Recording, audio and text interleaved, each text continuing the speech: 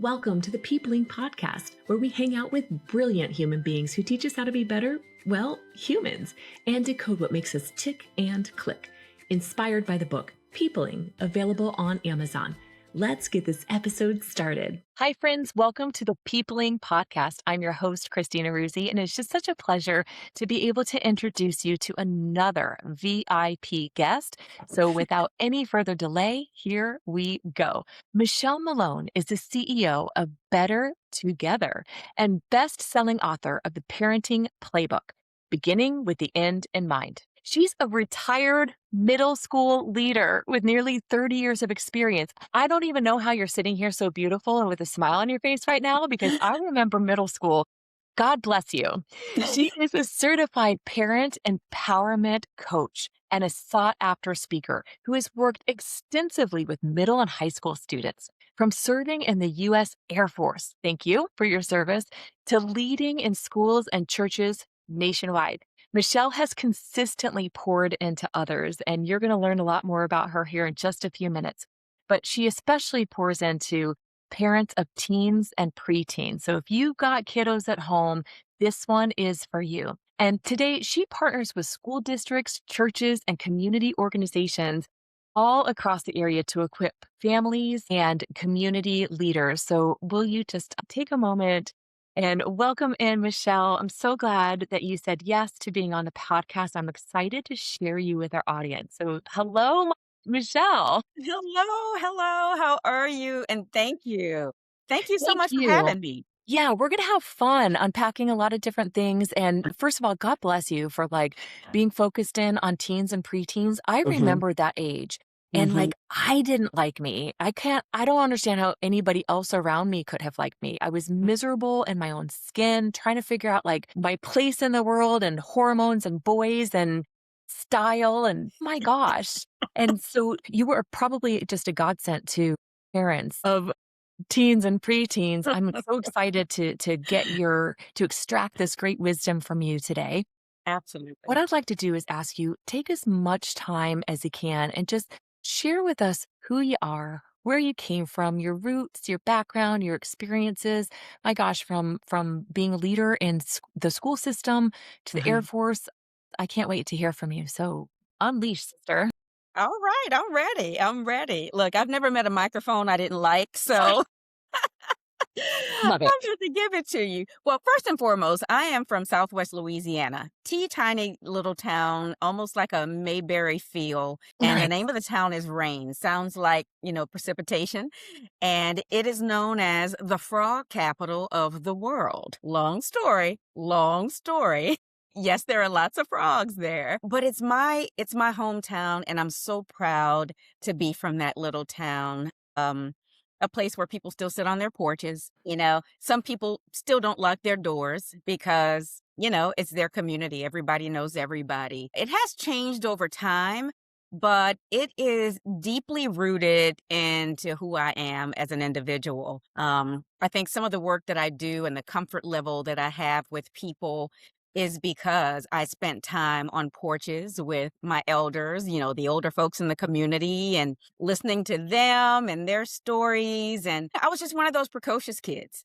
I was doing things earlier than, normal. I was my mother's only child, but I had lots of cousins and lots of older kids in the neighborhood. And with me being the littlest, they kind of doted on me. And, I was bossy from what I understand. We call that leadership now, right? But for whatever reason, from a little child, people would listen to me. And so my mother always thought I'd be a teacher. I didn't want to be a teacher. But funny thing, if I look at the through line from where I am now to where it started, the genesis of it all, before school would end every school year, as a little kid, I had a plan. I'd go to each of my teachers and I'd ask them for extra handouts that they hadn't thrown away. And I'd have my little backpack and I'd load up everything. And I was getting materials from my students in the summer. And so every year, that was my process. So I was thinking in terms of systems and structures even back then. watching my teachers, because I had some really good ones, watching what they did in class. It also got me in trouble sometimes because I was a busybody. So once I was done with my work, I did what the teacher did. If she's walking around circulating and assisting, Michelle Harmon was walking around circling and assisting. And so it showed up in conduct sometimes, you know. I was a kid who made straight A's for many, many years. But conduct, B's and C's, always, consistently, B's and C's. And that is not a bad thing when someone sees the genius in a little kid, right? And I can think back to third grade, and Mrs. LeBlanc, Geraldine LeBlanc was her name, and she's still alive, by the way. That's a story for another time. But she saw that in me. She's like, no, there's nothing wrong with her. She's a brilliant kid. She loves to write. She has a great imagination. Let's send her to college this summer. And now my mother's like, college? What are you talking about? Like, no, she's a gifted kid. And where I was from, you had the opportunity to either be part of the gifted whatever, and they bust you to another place to get your enrichment, or French immersion. In Louisiana, Cajun French is spoken, and for whatever reason, it didn't tick off. I think there was a grant or something in our county, our parish, because we're parishes, and I didn't get the opportunity to learn French in school because I was doing the other thing, right? But in third grade, I got to go to college. What does that look like? Well, it was a gifted and talented program in the summer enrichment program for students in different parishes. And I got to go for creative writing. And I did that for like maybe 3 years. Fast forward a whole bunch of years, and that's the university I attended, University of Southwestern Louisiana in Lafayette.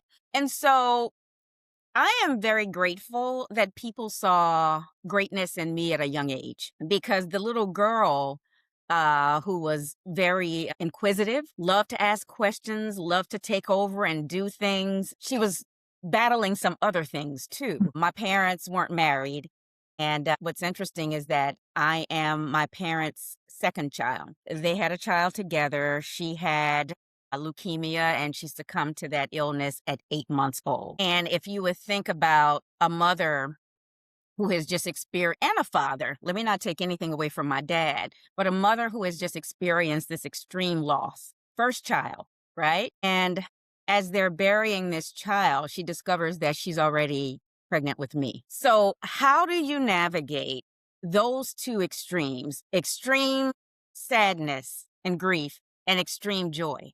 Like, how do you navigate that? But that right there, if you think about it, if you're planting a seed in soil, that's the soil I was planted into. And so even in my personality, there's this really goofy, happy-go-lucky person, never met a stranger, but then there's this melancholy side as well. And I think that I can trace that back to the genesis of, my inception.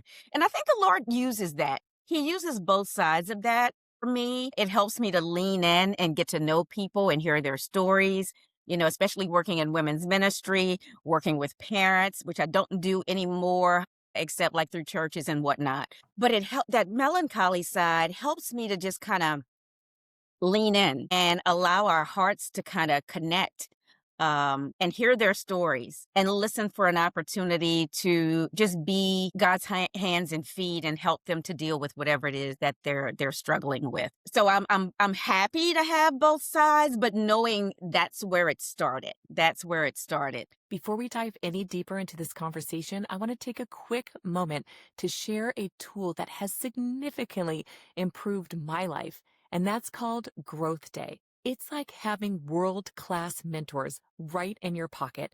There are daily challenges that help grow your confidence, your inspiration, and your drive. Check out the show notes for your link to a free trial, and don't let another moment pass you by without checking out Growth Day. I don't take anything for granted. I can't take anything for granted, because all of those things kind of formed and forged me in that small community where everybody knew my name because I was in the newspaper every week for something. It was the spelling bee or, straight A's or, a project or whatever. And that's great for a little kid who's accustomed to getting attention. But on the flip side, when your parents aren't together and your dad has started a new family and we're all in this small town, at some point you realize that, wait a minute, you're getting all this attention from all these other people, but there's something missing. And so that sticks with, I say, especially a young woman or a young girl as you're going through middle school, as you're going through high school. There's always that something that's missing where you didn't have a dad telling you, oh, you're beautiful. Oh, you're smart. You're strong. Or giving you a little, a one-on-one sidling up next to you to say, okay, now that is not how we operate, right? We're building character here, and I need you to own what you just did. Not having a male in my family, my father, to kind of train me up in the way that I should go, it prompts you sometimes to look for that approval elsewhere. And, nobody was going to therapy back then, at least not in my community. But I look at all of that stuff, and Holy Spirit has been so good to me in terms of revealing if there are hurts or wounds or a spirit of offense that I'm feeling. I can sit quietly in prayer, contemplating with the Lord, and Holy Spirit will reveal to me, Michelle, that's something that started way back, Wow. 30, 40 years ago. Just love the way he speaks to me. I love the way he speaks to me. And, I know you know the Lord and you love the Lord. Huh? It's never condemnatory. And if I just made that word up, that's okay. But he doesn't. It's going in the dictionary now. I'm looking it up. Nobody should be looking that word up. I'm gonna take some poetic license tonight, right? We're going to But give you credit for it. thank you. He doesn't condemn us. He doesn't condemn us. And because God has been such a good father to me, it's easy for me to forgive, Huh. not forget, but forgive and remember. Because when I remember something about a hurt or something like that, it's almost like a bookmark for me. And if you have a bookmark in a book that you're reading, like Peopling, which is a book I just received in the mail, right? If you're bookmarking something or highlighting something, it's a reminder to go back to it. And those bookmarks in my mind, the hurt is gone, but the memory is still there. It softens my heart towards others who may do something later on, or it serves as an entry point if I'm coaching someone in education, just to see the other person's perspective. With I call it a superpower now, but I used to be really upset with myself because I'm like, I want to be angry. I want to be mad still, but that's not the way it's not the way he knitted my heart together. It's not the way he forged me through the fire. He's like, no, I allow you to go through certain things so that you can bookmark them and go back to them. He knows how we operate, right? And then if someone else is experiencing something similar, I can use my lived experience as a teachable moment and just to hear their side, right? Because people need to vent sometimes, but to show them that there's another way. yeah. Here's my perspective. It might not be the right perspective, and I have a friend who says this all the time. He's like, Michelle, you're right, but you can't be right now. And then, and sometimes that's the case. You could be 100% right about a particular situation, but you got to be able to read the room. You Right. have to be able to use your discernment, and just plain old good sense. You don't have to be right all the time. Even if you know in your heart you are, sometimes that particular situation might need to, what's the word I'm looking for? Marinate a little bit. Let God be God. I don't have to be God Junior. Let these folks go through their own stuff. So, yeah, I could tell you a million things about me. I've made a lot of mistakes, got married, got ahead of the Lord, because I wanted to, I wanted what everybody else had, and without consulting the Lord, I'm like, Yeah, uh, you're not alone in that. yeah, Let me just tell you what I had shared, and I've got questions. What okay. I what I heard, and I've got questions. So with this extraordinary situation that your parents went through, um, here's what I'm left with though. You got to hear your mama's heart from the inside. You're the Oh, only living being that got to hear her heart from the inside while it was mourning and while it was celebrating. And like I just think that that's so very special. So thank you for sharing that heart-wrenching story that brought a little tear to my eye, but your mom sounds extraordinary. So, and then you know the Lord and he got to be your father. So even though you didn't have a father very active in your own life, and you're over here going, I just want attention from him, and he's giving attention to not this family. Mhm. I couldn't imagine what that does in a young girl's thoughts, and what it does to your desires and your dreams for what you want in your own family, which Yeah. may have helped speed that up in your decision making, getting in front of God there on that decision at that moment in time. So Mhm. before we get there though, did you get married and then join the Air Force, or what happens Oh, next? no. Funny story, not funny story. I don't even know what to call it, but I joined the Air Force after a year in college. And so keep in mind, I was very sheltered. The porch was as far as I could go. My mother didn't believe in all that, hanging out with your friends, walking around town. They could come to our house, right? But, the porch, the front porch is as far as I went, right? So when I went to college, I'm like, all this freedom, like, I don't even know what to do with that, right? Hanging out with the girls and all this other good stuff. And I scheduled all of my classes I'm an early riser. And so I scheduled an 8 o'clock class, a 9 o'clock class, a 10 o'clock class, and then a couple things in the afternoon. So my lunchtime was free so I could hang out on the yard with everybody else, That was our social time, lunchtime. And what I realized is that now that I have all this newfound freedom, I'm not getting up as early as I used to get up. And I'm missing my 8 o'clock class consistently. I'm missing my 9 o'clock class consistently. So a whole semester goes by, and I was there on scholarship, mind you. So after my first semester, I ended the first semester with like a 1.4 grade point Uh-oh. average. I'm like, you can stay home and get a 1.4, right? So I did some quick math with my advisor. I'm like, okay, what do I need to do in order to not lose this scholarship? Because we ain't got no money where I come from, right? And so I turned over a new leaf. I'm like, I know how to set my alarm and get to all these classes, study and all this other good stuff. And I did. And so second semester, I got like a 3.4, 3.5, like I was kicking butt, but the math didn't math. And so after the first semester, I'm on academic probation. And then after the second semester where I'm just kicking butt and taking names, it wasn't enough to have the average that I was supposed to have in order to keep it. And so I had two first cousins, my mom's niece and nephew, who were both in the Army at the time. One was in Germany and the other one was some other place. I don't know where they were. But my mom helped to raise them. So they were more like siblings, Yeah. older siblings, but first cousins as well, right? And so I called my cousin Monique, who was in Germany at the time, who was like the big cousin. And you needed something, she'd take care of it. You need something for school, she'd take care of it. Send the Christmas presents, all that good stuff. And so I called her and I'm like, hey, this is what's going on. What I'm going to need from you is like some money so I can go to another college. And she's like, wait a minute, does your mom know? I said, no, I haven't told her. And she's like, if you tell her, I can help. Okay, that's not going to happen. So I called my other cousin, and I can't remember where he was at the time. He was stationed somewhere abroad as well. And I said, hey, this is what's going on. I'm going to need some money so that I can go to another school, and get my grades up. And he's like, does your mom know? I said, no. And I said, so is that a no? He's like, yeah, you got to be forthcoming with that stuff. If you're brave enough to tell her, then I'm going to help you and Monique's going to help you. Okay. Well, long story short, I never told her. Never. I'm Chill. 56 today. My mother still does not know I flunked out. And that's something I'm taking to the grave, except unless she sees this podcast, she will not know. Well, now we're not sharing it with her.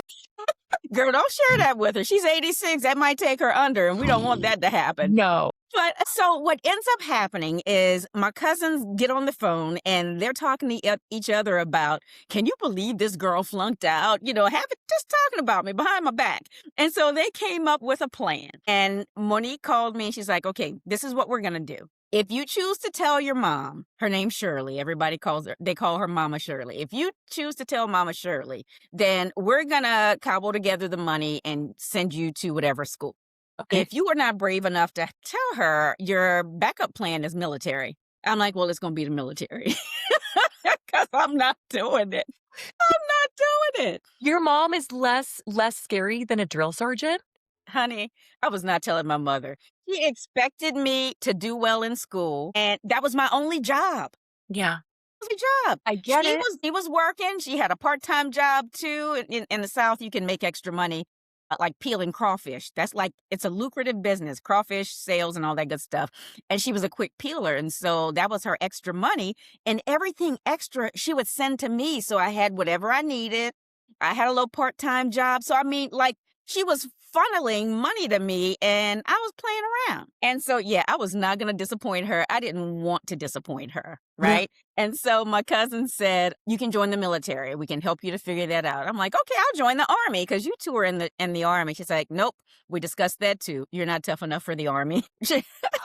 Yeah. And so they recommended the Air Force, and immediately I went, I met a recruiter, took all the tests again and whatnot, and pretty much had my choice of what I could do. But it was an excellent opportunity. I'm telling this story as a cautionary tale, because the military is not what it was when I went in. It was a chance to see the world. But while I was in my first year is when Persian Gulf War happened. Yep.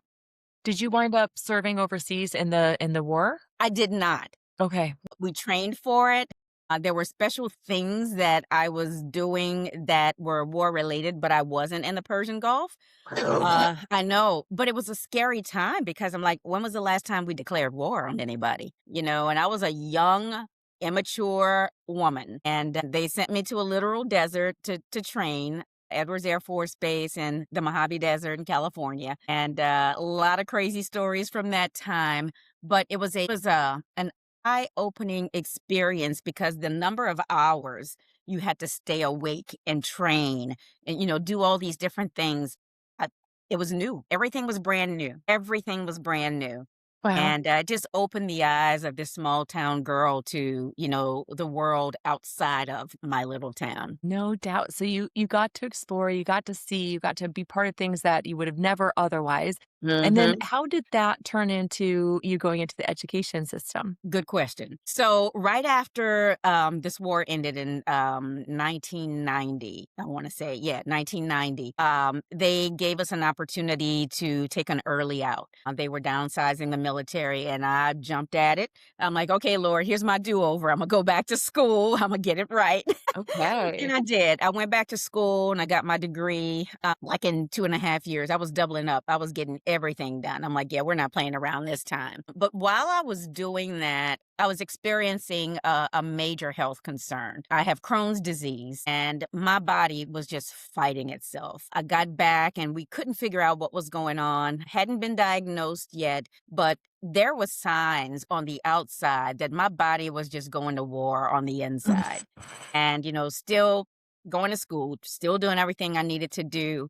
But there was one incident, and I remember it. I was living in the dorms, and my legs were so swollen, and I was thin. I was like 110 pounds, straight up and down. 110 pounds because I was fit. I was in good shape, but my legs had started to swell. My calves were getting huge. And when I tried to walk, it felt like they weighed like 100 pounds. Yeah. And when I looked at them, they had like bruises on them, like somebody had punched me on both of my legs. And so my next door neighbor, she's like, I'm going to walk with you to the infirmary. And when I got there, police officers showed up. They wanted to take statements thinking that somebody had abused me. So they call that pitting edema or something like that. But it's something in my bloodline that goes all the way back. I traced it all the way back. It's an autoimmune disease, but it's carried in the blood. And so, thankfully I didn't have leukemia or anything like that. Again, another blood disorder, but it's in the blood on my father's side. And so there are times when I'm thinking about all of these things and being the child that was left behind, so to speak. My he's a good man, don't get me wrong, but he chose his family. And, the one who was rejected, so to speak, is the one that has so many similarities to him and his side of the family. It's a terrible experience for a young girl to feel as if she's not good enough. And I think that some of the work that I did as a young person in school became performative because I wanted to make sure that he could see me. I was in the newspaper all the time, so I know he knew, right? But that is one of those things that I bookmark so that when women are going through things, can easily see the through line, back to the genesis of it. And oftentimes it's a daddy wound, you know? And, I can tell a story without crying about it now, but there's been a lot of hurt. Yeah. There's been a lot of like seeking after and chasing after, and then, it's good for 5 minutes and then nothing.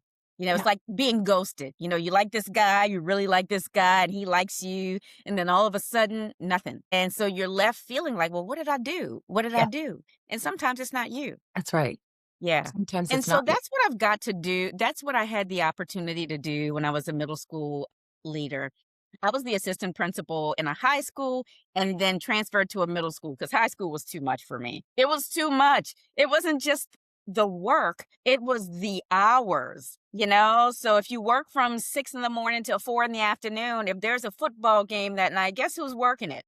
Right. You. And guess who's not leaving until everybody has gone home and you've counted the money and deposited the money? You. Yeah, Yeah. it was way too much. I'm like, y'all, as soon as there's something else that I can transfer into it, I'll be on the first thing smoking because this, I am aging fast. I don't think I'm going to make it. I didn't even think about that. You just pointed out something that was just it's blaringly obvious once you hear it, but you don't Yeah. think about it unless you're the one doing it. You're the CEO, right? Of all these like drama-filled teenagers. But they have all the extracurricular, like you're probably do. expected at the basketball games and the wrestling matches and the football on Friday nights and all that stuff. And Yeah. I couldn't imagine all of See, that. So yeah, somebody tremendous has amount to of do it. Yeah, somebody has to do that. Mm. And nobody thinks about that unless you're in that role. And, and thankfully in high schools, you have like, maybe if it's a big high school like the one I was at, we had 5 assistant principals. So we divvied it up for the whole year. But still, if you've worked all day, the last thing you want to do is a football game or a Absolutely. basketball game, right? God forbid y'all are making it to the championship. You got to be there. That's right. Michelle, Yeah. tell me, I mean, it's going to be hard to kind of sum up, 30 years worth of experience, this lived experience and all the lessons along the way. But there's got to be something that really stands out, a lesson or two that either the kiddos taught you, the parents Mhm. taught you, or just being on that side of, I'm guessing it was public education. Yes. Yeah, Yes. because now as a leader in a public school system, you're also part of all of the requirements on the business side, right? You've got a Mhm. superintendent and all of these, other things, PTA to have to address and talk to. I couldn't imagine the level of responsibility. I never thought about it until this moment right now. But Mhm. what are, can you share with us a lesson or a story or something that's just a bit significant that stands out to you that we can learn from through your experience? I love that. That's a really good question. Of course, there are tons of lessons, but what I realized when I transferred to the middle school is that kids' problems are more extensive than I even remembered. I mean, more extensive. They're dealing with mental health challenges, diagnosed and undiagnosed. They're dealing with belonging issues. In middle school, all kids care about is friends and fairness. That's it. You can just really boil it down to those 2 things, friends and fairness. And so what I discovered is that if I can be a conduit of God's love in this huge middle school that I ended up in, I will have found my purpose. And for 10 years, I worked as a middle school assistant principal. And I did both sides. Number one, you do something crazy, I got to suspend you. But you and your parents are going to come in and we're going to talk about how we're going to get you back into school and we're just going to start all over. And so it's something that I learned to do is that, number one, you did something silly because of your youth. All right. It may have been pretty horrible, and so you're going to have to pay for that. There's a consequence for that. Right. And I'm going to be fair with you. Here's your student code of conduct. This is what you did. This is what you should get. Take it down a notch, just a little bit, because it's your first offense, right? I said, now, Miss Malone could get into trouble for this, but I believe in you. There's always a story and some acting involved in that. But then bringing the parents in, and sometimes they're not happy because you suspended my kid. But then you also have to say, hey, I would rather suspend him now and have him learn a lesson instead of going to high school and doing the same thing where the stakes are higher and he could get arrested. So this is my opportunity to minister to the child, show love, right?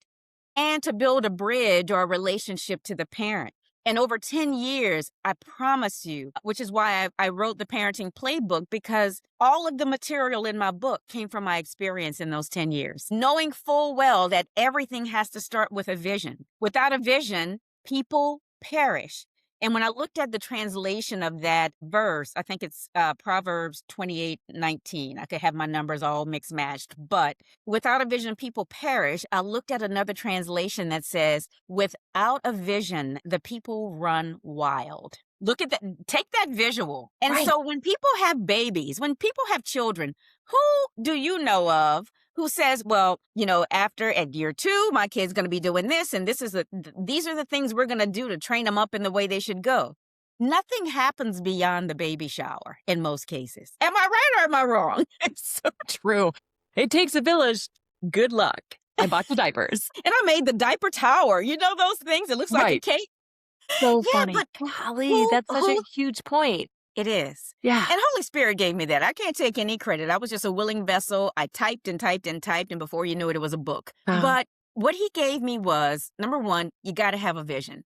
You got to know who you want this little person to be. And so if you have in your mind who this little person is going to be eventually, there are little, what I call mission trips. Here's the vision. The mission trips are all the things that you teach them. It could be how to budget. Like, we're going to the grocery store. I'm going to give you $4. All right. And all you're getting is $4. You can get whatever you want as long as it's within $4. Because the first thing my folks used to tell me is, don't ask for nothing. Don't pick up nothing. Don't touch nothing. Fair. Yes. Yeah. But what my mom did, Shirley, what she did is she said, look, I'm going to let you tap into your report card money. And because my uncles, both of them were truck drivers. And so they paid for the A's. And me, my cousin Monique, and Stephen, we all made straight A's. Nice. So we were racking in the money just for, doing what we were supposed to do. Yeah. So when we went to the store, grocery store, and in Louisiana, grocery stores are more than just grocery stores. They got little delis with homemade food and snacks. And yeah, it's a miracle I'm not like 4,000 pounds right now. But she would say, how much do you want to take from your report card money? And I would say, well, I might want to buy blah, blah, blah. She's like, all right, here's $6. And if it's over $6, we have an agreement. You cannot take it. You can't buy it. Yeah. And so I learned from an early age about budgeting, how to steward my money. When it was time to go to church, she's like, I'm going to give you this for Sunday school money. And then there's a regular collection. And she would give me that from her money. It didn't come from my money. So I knew in the beginning there were different pots of money. So yeah, just everything that I learned from beginning to now, I have shared with my families, telling them my stories, telling them my stories of woe. All my middle schoolers who are high schoolers, they know Miss Malone flunked out of college the first year. But there's a redemption story behind that, though. Like you had to learn some lessons kind of the hard way, which is how most of us at a young age learn it. And that's why I'm hoping there's young adults listening to us, like, don't learn it the hard way. Learn from our mistakes here. But it's also encouraging and inspirational that, like, you can fail, dust off the dirt, and say, all right, time to recalibrate. Let's figure this out. And you did. And in that recalibration, you got some maturity, you had some lived experiences, and you had some things that happened to you that helped you in the take 2 of college. Yeah. Oh yeah. That was fast. That was really fast. And that just told me that I always had it. It's just I was exposed to all this freedom and I didn't know what to do with that. I had no guardrails until I had guardrails. Yeah, right? excuse your priorities when you're left to run wild. I went to school without a vision. That's right. That's right. I mean, you thought you knew what you were walking into until you didn't, and that's a lot of experiences. Okay, I love that. Thank you for sharing that story. That is incredible. After your 30 years in the public school system and now writing this book, where are you at now? How are you leading people, guiding people? What's your contribution today? Because I know you love pouring into others. I do. I'm so glad you discern that. I didn't retire. I resigned. Good. I felt like I was getting close to burnout. And I say that because I know myself. And if I'm not super positive about certain things and looking for the silver lining in things, I know that's like a litmus test for me that either I'm tired, I'm hungry, or I'm just on the brink of something, right? And it was happening so consistently that I saw a pattern. And I'm like, you know what? It's time for me to go. And let me tell you this. I wish I had, oh, I do have my little journal right next to me. I was journaling one night. I was in the Word of God. And I was really struggling with this. No, do I stay? Do I leave? I'm a one income family now, because I'm divorced. I'm like, I don't know if I can do it. Do I have enough in savings to just kind of leave and try to, do the math? I was an English teacher, girl. Math, oh, that was a struggle. But I'm reading through scripture and I get to Isaiah. Oh, and I wish I had it right here. I wish I could remember numbers like other people. But anyway, I get to it. And it says, just leave, but leave clean. What did that mean to you? I knew it would have meant. It was my green light. The Lord was giving Yeah. me permission to leave. Yeah. Now, I didn't know what that was going to look like. I just know leave clean means let's leave with decency and in order. And Yeah. so my supervisor at the time, I texted him that night, hey, tomorrow we need to have a conversation. I gave him my 2 weeks notice. Like, I didn't think I could do that, but that's what I did. I felt bold enough to do. And he's like, 2 weeks? Are you kidding me? I'm like, 2 weeks. And I explained to him, I said, the Lord is calling me into the deep and I don't want to tell him no, ever. And here's this 6'9" guy and, towering over me. And he just enveloped me in his arms. He's like, hey, you got to do what you got to do. We're not going to like it around here with you gone. I said, yeah, because I'm all about shenanigans. I love, love, love having fun with the kids and the adults. But I knew that I was doing the right thing and that scripture gave me license to leave. And so I did. I stayed away for, it took like 10 months to kind of recalibrate. Yeah, I love that word choice you used earlier. But the whole time I was still doing women's ministry at my church. So I've been leading this Women's Leadership Development Institute. It's a 9-month program at my church. Essentially is discipleship. Women come, they get a beautiful hot breakfast from my hospitality team. We have praise and worship, we have homework, we go through all that stuff. And then we do it all over again, the next month. And when I was asked to take that role 5 years ago, right after COVID, I thought, again, here we go. I thought the Lord just wanted me to come in and build some systems and structures so that it would run effortlessly. 5 years later, I am still in that role, loving it. It has grown exponentially in terms of the number of people we graduate from the program. And, lots of people want to give me credit for it. The Lord said, Michelle, what do you want from this? I said, I just want women to be healed. I want women to come into a nurturing environment where we're not behaving like we're sorority sisters. And I was in a sorority. We're not always nice, right? But I don't want any cliques. I don't want any of that. I want women to come in and feel loved, cared for. And the team that he has allowed me to build from the graduates each year, because they always want to come back and volunteer. It is so nurturing. It is so loving. And, all I do is give them the structures and they work. And as women, that's what we do. We work. And so we work as unto the Lord, not human masters. And I think that's in part why it works and that the Lord has multiplied it. So that's really the focus of where your time is now, is developing those future female leaders. And Yep. And then, of course, with your book, I'm sure you're on stages and sharing about that. What are you most proud of when you see somebody on the other side? They graduate and go out into their sphere, their community, their neighborhood, whatever. What not pride in like, this is what I've done. Like, thank you, Lord, for using me as a vessel. Like, what's the thing that you admire the most about this multiplication effect? What excites you the most? Well, that's the thing.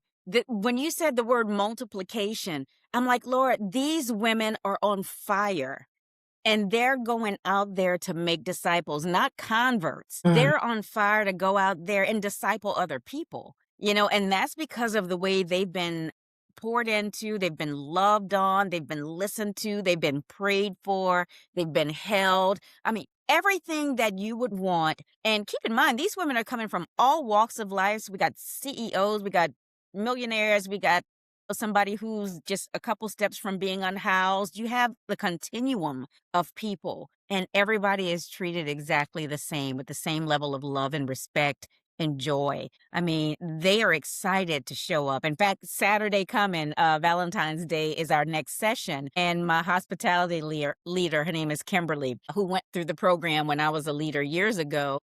She's like, Michelle, is it okay if we do shrimp and grits this time? I said, girl, do whatever you want to do. But there's something for everybody, something for everybody. And we leave spiritually fed and our bellies are fed, you know? And so it's something I enjoy. And I pray that the Lord allows me to do that for the rest of my life. That's all I'm asking. Unless there's an even larger assignment. Well, there you go. There Yeah, you go. Well, he's exactly. allowing me to steward this, and so you know what the word says. If he'll put you in charge of a little, and if you can steward that well, then he'll put you in charge of a lot more. That is such a powerful. Let's rest there for a second because Mhm. I think a lot of people miss that. We have this tiny little small group or, this little conversation going on over here or something that we're trying to grow and this little seed is just still a little seedling. Don't worry about the humble beginnings, right? There's not a time frame that exists in our world. Although Mhm. we see that there's a Mhm. time frame that exists in God's timing and Yes. he'll grow it the way he intends to and we just need to be responsible with what is gifted to us. And so Absolutely. you are created, and I'm talking to our audience, I'm talking to you, Michelle. You are created with a special gifting that you can connect in just this one way that only you can, that you can love on people. Like you lost a sibling before you were even born into this earth, but like that shaped a big part of who you were because of that story and that experience that your parents went through. And I can't relate to that, but you can. So somebody else who's gone through something painful like that, you're going to have a part of your being that can connect and love them in a way that I'm kind of restricted because that wasn't part of my journey and my walk. And Mhm. so if we can take every one of our circumstances, every one of our talents, every one of our passions and just say, Lord, use it and be that willing vessel. Like we Yeah. have to be in motion, right? Somebody told me a long time ago, you can't steer a parked car. And I thought, well, isn't that the truth? So we need to be in motion, but you'd said something earlier. You were stepping ahead of God in Mhm. that marriage decision of yours. And so Mhm. we have to consult. We have to make sure that it's his will and his leading and his prompting. And I was talking to somebody earlier today. She said, you know what? When I put all my trust in God, he will slam a door shut if that's not where I'm supposed to be. He'll Yes. slam it shut in my face because it needs to be completely closed. Not even just like, oh no, there's a little sliver of light. No, she's like, I'm like, Lord, I don't ask for signs anymore. Lord, I need a sign. No, now I say, Lord, I need a billboard. Okay. I'm a slow learner. But you'd said it earlier. He knows our wiring because he's the one that designed us. So he Yeah. knows our needs and he knows Yeah. how to speak to us. But are we too busy not listening? Are we too busy being busy? And Mm. we need to be in motion with the things that he gave us. So if there's Yeah. something that's like pulling on your heart, Mhm. ask God what he can do through you and Mhm. with you to better his kingdom and to be the Mhm. light around Yes. us. It's just Yes. it's such an extraordinary thing when you get to see Michelle right now, like you feel like you're exactly where you're supposed to be. But what if you weren't obedient in that moment? What if you're just like, all right, I sense this pattern, I feel this pattern. All right, it's just a pattern. Well, maybe another year or five Yes. more years and I've got my pension. Or, you could have come Mhm. up with any kind of excuse, right? And I I find couldn't myself do it. doing that often is pushing things off, pushing my way through. And it feels like I'm like trying to clog dance in wet concrete and it's exhausting. Look, it firms up those muscles though, right? Keep that up. My calves are going to look like yours when you had that terrible God. diagnosis. I'm glad we can laugh about this now. I am Oh, sorry for girl, what we your can poor laugh body at went it. through. We can laugh. We can laugh. That was Yes. temporary. That was Yes. temporary. So Mhm. so I love that you found your calling. What would you Mhm. say to somebody for some encouragement or inspiration if they're feeling like a little tug on their heart? Maybe they feel I don't want to use the word trapped. It might be a little strong, but maybe Mhm. they feel like they're kind of cornered right now. Like they might be the only breadwinner and they might have some responsibilities that stepping out might be too much of a risk, what would you say to Mhm. just encourage and help them through this moment? That's a good one. I think one of the first things I would say is number one, slow down, pull away. I love using the discipline of solace, like finding a quiet time, carving out that time for just you and the Lord, and pull out a journal. I always have a journal within my reach, Nice. with my favorite pen. And sometimes I don't have the right words, but there's a stirring on the inside of me. And I know when I'm feeling that way, I have to do something with my hands. So I might find myself crocheting. I taught myself how to crochet from watching Yes. YouTube videos or journaling or blogging or whatever. And the words come. The words come. But if someone is in that situation and there's that almost like turmoil, you got to get to it. You got to figure out what it is. And the only one who knows who it is the Lord, and he will say, well, you're at the threshold of something but you can't go yet. And so we have to deal with the now, whatever is going on now, because there is a natural world, but there's also a supernatural world. And so if you're, honored to have or privileged to have a spouse, just say, hey, this is what's going on with me. Communication is a big deal, but the enemy of all of us who love the Lord doesn't want you to communicate. And so all the things that you decide, I'm just going to keep this away from my spouse or my partner or my whomever, the enemy loves that, loves division. And so open communication is key. Hey, I'm thinking about this. I know we're on a tight budget or what have you, but like within the next 6 months, do you think it would be possible for me to step out on faith and do X, Y, and Z? And hopefully, your partner will be amenable to that. Otherwise, it's going to pull at you and pull at you and pull at you. And so you're going to have to find another way. And so taking it to the Lord in prayer, because he's the best thought partner, right? He has a plan and a purpose for your life. So he knows exactly the route that you need to be on. But sometimes it's just a matter of wait, be still and know that I am God. I have it all worked out for you. There's nothing you have to do except go when I tell you to go. Love that. And so I think as an experienced woman who's made a lot of missteps, ran ahead of the Lord, he has learned how to just grab me by the ruffle of my my shirt and say, slow your roll, girl. I got this. Stay with me. Stay in lockstep with me. And it makes a big difference because you don't want to always be the cautionary tale in the family. Or maybe you do. I don't know. But I got tired of being the cautionary tale in my family. That is so funny.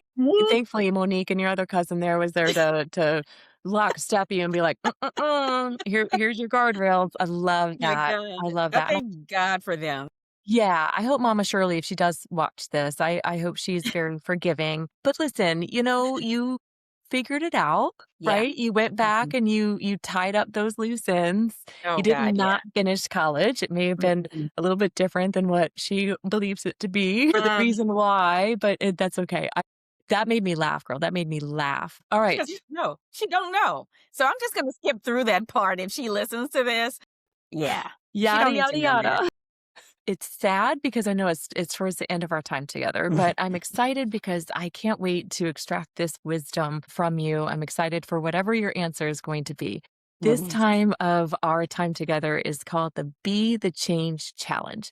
And inside of the Peopling book, we talk about being the change in the world that you want to see. And it starts with our actions, which is often part of our thoughts and even our belief system, which you've talked a little bit about tonight. So what is one actionable thing that you can share with our audience that could help us improve in either our communication or our connection with others that we can bring into our worlds today? I love that. I love that. I say lean in. Just lean in. Sometimes, and I'm just reflecting on what just happened with, all the controversy with the Super Bowl. Lean in. Get to know people for the person that's standing in front of you. Lean in. Ask questions. And form a new opinion. Because there's more than one side to every individual. And we're made in God's image and likeness.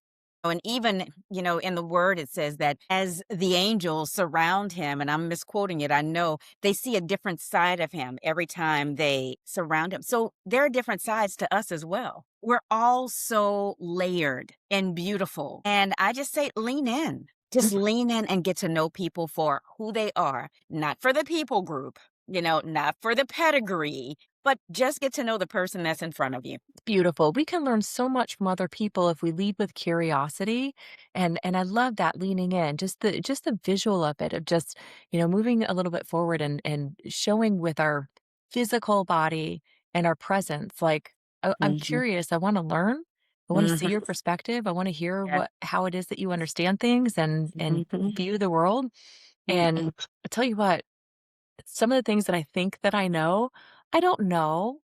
Have you ever heard that there's this old folk tale about these three or four blind wise men they Uh-huh. brought out, and it was the first time they'd ever experienced an elephant, but they each wound up touching a different part of the elephant's body. And so Uh-huh. they were asked to describe what it was that they were touching. And so one had touched its ear, and one had touched its trunk, and one had touched his leg, and one had touched his tail or his snout or nose. And so each one described something so very different, but yet they were describing the same thing. But their experience of that thing was so vastly different from the other person's. And I mean, that's just how we experience life sometimes, right? Your upbringing in Louisiana, I was raised for the first 7 years of my life in Idaho with hundreds of foster kids. And my father was a pastor and a principal of a Christian school. I'm Hmm. number 4 out of 5 kids. My mom had an in-home daycare. You wanna talk about pure chaos? There was nothing but, like, little snotty-nosed kids everywhere. You couldn't take a step without accidentally kicking one because I guess they're everywhere. Christy.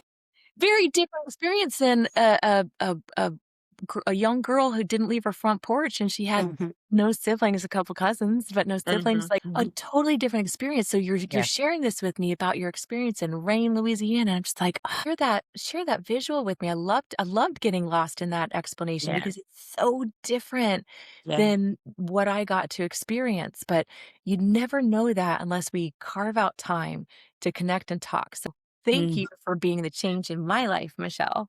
And Ugh. thank you for sharing your incredible story. I think that we've all been able to glean and learn a lot from your lived experiences and, for what's yet to come. Thank you for pouring Mhm. into these women and developing up the new leaders and disciples through your work. It's really extraordinary. Thank you so much, Christy. I have really enjoyed my time with you today. Thank you. Me too. I appreciate you being here. Thank you for being my guest. Thank you for sharing your story. And I'm just so glad that you've been here with us to enjoy this conversation as well. So we hope to see you next week. Thanks. Us. Thanks for tuning in to the Peopling Podcast, and grab your copy of the Peopling book on Amazon, and let's keep this connection movement going. Until next time, be curious, be kind, and keep peopling like you mean it.